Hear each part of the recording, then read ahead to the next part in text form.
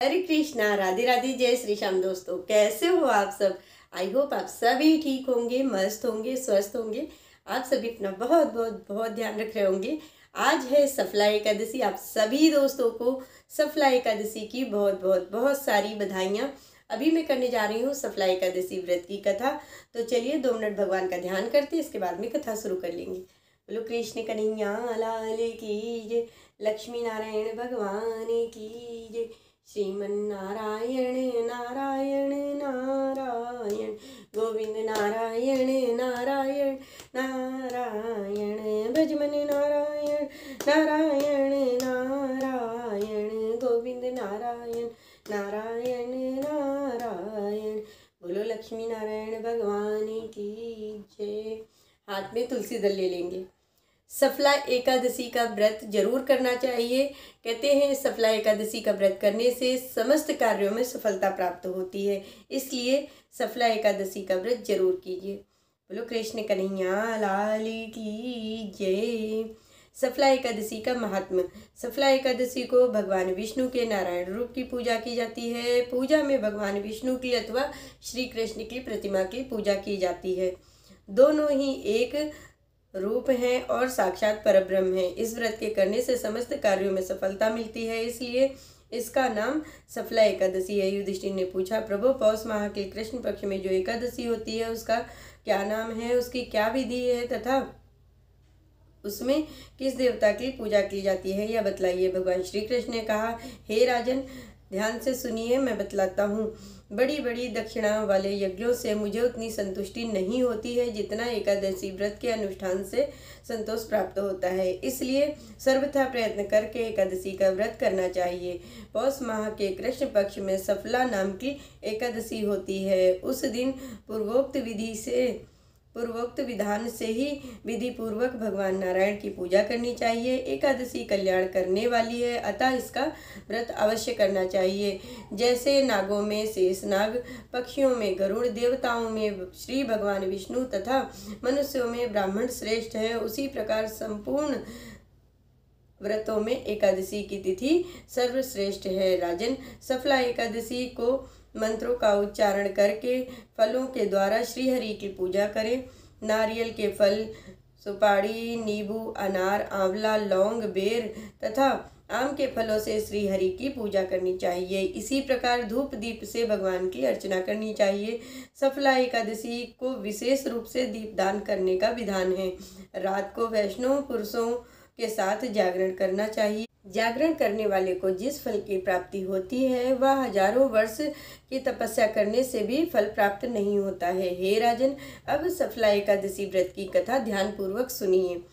चंपावती नगरी में एक महिष्मान नाम का राजा राज्य करता था। उसके 4 पुत्र थे। इन पुत्रों में राजा का सबसे बड़ा पुत्र लुमाक महापापी था। वह सदैव ही पर स्त्री गमन और वैश्याओं के यहाँ अपने पिता के धन को नष्ट किया करता था। वह देवताओं का, ब्राह्मणों का, वैश्यों का आदि का निरादर किया करता था, उनकी निंदा किया करता था। जब पिता को अपने बड़े पुत्र के बारे में यह समाचार ज्ञात हुआ तो उसने उसको अपने राज्य से निकाल दिया।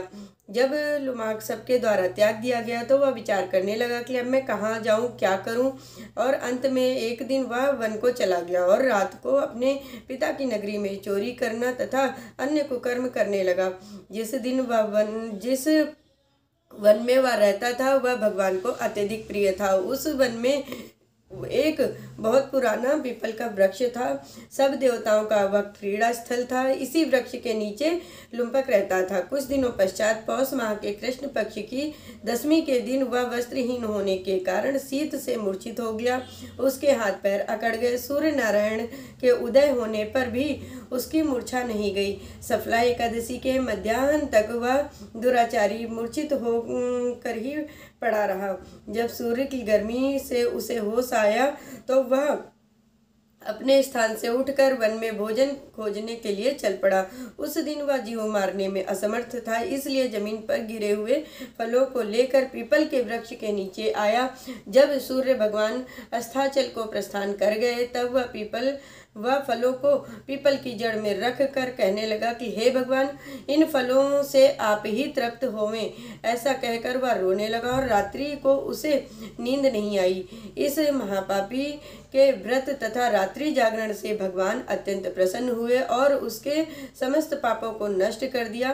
प्रातः ही एक दिव्य घोड़ा अनेक सुंदर वस्त्रों के साथ सजा हुआ उसके सामने आ खड़ा हो गया और आकाशवाणी हुई, हे राजपुत्र, भगवान नारायण के प्रभाव से तेरे समस्त पाप नष्ट हो गए हैं। अब तू अपने पिता के पास जा राज्य प्राप्त कर। लुमाक ने जब ऐसी आकाशवाणी सुनी तो वह अत्यंत प्रसन्न हुआ और बोला, हे भगवान, आपकी जय हो। ऐसा कहता हुआ सुंदर वस्त्रों को धारण कर अपने पिता के पास गया। उसने संपूर्ण कथा कह सुनाई। पिता ने अपना राजभार सौंपकर वन का रास्ता ले लिया। अब लुमाक शास्त्रानुसार राज्य करने लगा। उसके स्त्री पुत्र आदि भी परम भक्त हो गए। वृद्धावस्था आने पर वह अपने पुत्र को गद्दी देकर भगवान का भजन करने के लिए वन को चला गया और अंत में भगवान विष्णु के लोक को गया। राजन, इस प्रकार जो सफला एकादशी का उत्तम व्रत करता है, वह इस लोक में समस्त सुखों को प्राप्त करके मरने के पश्चात मोक्ष प्राप्त करता है। और जो लोग यह व्रत नहीं करते हैं वे पूंछ और सींग रहित पशु तुल्य हैं। संसार में वे मनुष्य धन्य हैं जो सफला एकादशी के व्रत को करते हैं, उन्हीं का जन्म सफल है। महाराज, इसकी महिमा को पढ़ने, सुनने तथा उनके अनुसार आचरण करने से मनुष्य राजसूय यज्ञ का फल प्राप्त करता है। बोलो कृष्ण कन्हैया लाल की जय, लक्ष्मी नारायण भगवान की जय। श्रीमन नारायण नारायण नारायण, गोविंद नारायण नारायण नारायण, भज मन नारायण नारायण नारायण, श्रीमन नारायण नारायण नारायण। मैंने आज आप सभी लोगों को सफला एकादशी व्रत की कथा सुनाई है। इस कथा को ज़्यादा से ज़्यादा शेयर करिए। जो लोग एकादशी का व्रत करते हैं प्लीज़ उन लोगों तक इस कथा को ज़्यादा से ज़्यादा पहुँचाइए। मिलती हूँ आप सभी से नेक्स्ट वीडियो में। हरे कृष्णा, राधे राधे।